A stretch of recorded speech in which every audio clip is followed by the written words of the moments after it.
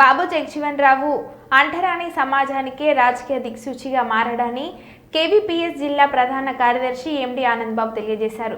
శనివారం కేపీఎస్ ఆధ్వర్యంలో కర్నూలు నగరంలోని ఆర్ఎస్ కూడలిలో ఉన్న బాబు జగజ్జీవన్ రావు విగ్రహానికి పూలమాలలు వేసి 117వ జయంతి శుభాకాంక్షలు తెలియజేశారు.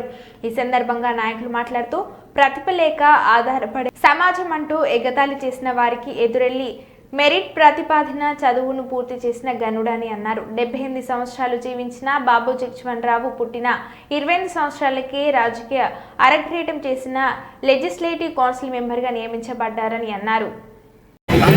డాక్టర్ బాబు జగజ్జీవన్ రావు గారి 117వ జయంతి కార్యక్రమాన్ని ఘనంగా నిర్వహించాం. ఈ సందర్భంగా సమాజానికి అందరికీ జగజ్జీవన్ రావు గారి జయంతి శుభాకాంక్షలు తెలియజేస్తా ఉన్నాం. ఈరోజు ఈ సమాజంలో ఇప్పటికీ ఒకవైపు మహనీయుల యొక్క జయంతులను చాలా ఆనందకాయంగా జరుపుకుంటున్నప్పటికీ ఇంకా దళితుల బతుకుల్లో ఏ రకమైన మార్పులు రాలేదు అని చెప్పేసి బాధపడుతున్నటువంటి ఒక దుర్మార్గమైన పరిస్థితిగా కొనసాగుతా ఉంది.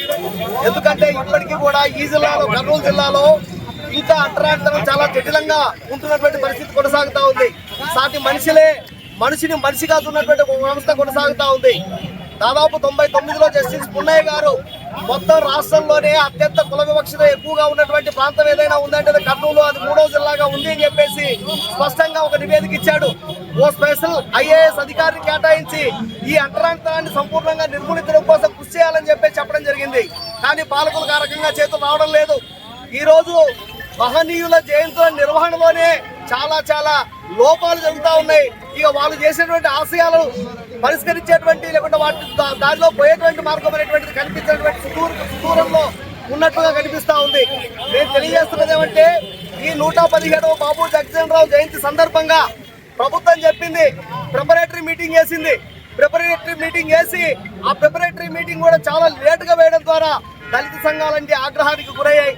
తర్వాత దాన్ని సర్దుకొని మళ్ళా సమావేశం వేస్తామని చెప్పేసి చెప్పారు. ఆ సమావేశాన్ని కూడా సంపూర్ణంగా క్యాన్సిల్ చేశారు. తీరా ఈరోజు జయంతి సందర్భంగా ఉదయం 9 గంటలకే కలెక్టర్ గారు రారు, ఆయనకు అనారోగ్యం ఉంది, జాయింట్ కలెక్టర్ గారు వస్తారు, దండేస్తారు అని చెప్పేసి చెప్పారు. 9:30 దాకా ఒక అధికారి అంటే ఒక అధికారి ఇక్కడ రాలేదు. అంటే ఇది దళిత నాయకుల పట్ల అధికారులకు ఉన్నటువంటి స్పష్టమైన వివక్షతకు నిదర్శనం అని చెప్పేసి మేము తెలియజేస్తా ఉన్నాం. 9:30, 10 అయినా సరే అధికారులుగా సమయపాలన పాటించాల్సినటువంటి మీరు ఎందుకు ఆ రకంగా సమయపాలన పాటించట్లేదు? ఇది దళితుల పట్ల ఉండేటువంటి వివక్షత తప్ప, దళిత నాయకుల పట్ల ఉండేటువంటి వివక్షత తప్ప వేరే కాదు అని చెప్పేసి మేము కోరుతా ఉన్నాం. అదేవిధంగా కేవలం జయంతుల సందర్భంగా బాగా పూల అలంకరణ చేసి లేదు దండలేసి ఆ రకంగా జై భీమ్ అని చెప్పేసి గట్టిగా చెప్పి జై జగజ్జీవన్ రావు అని చెప్పేసి చెప్పినంత మాత్రాన దళితుల సమస్యలు పరిష్కారం కావు. మేము ఈ సందర్భంగా మరొకసారి అధికారులకు హెచ్చరిస్తా ఉన్నాం.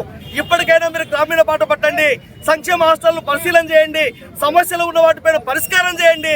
లేకపోతే ఇదే పరిస్థితి కనుక మిగతా జయంతుల సందర్భంగా కొనసాగితే రేపు పూలే జయంతి సందర్భంగా అవసరమైతే జయంతి కార్యక్రమాన్ని అడ్డుకుంటామని చెప్పేసి ఈ సందర్భంగా నేను హెచ్చరిస్తా ఉన్నాను.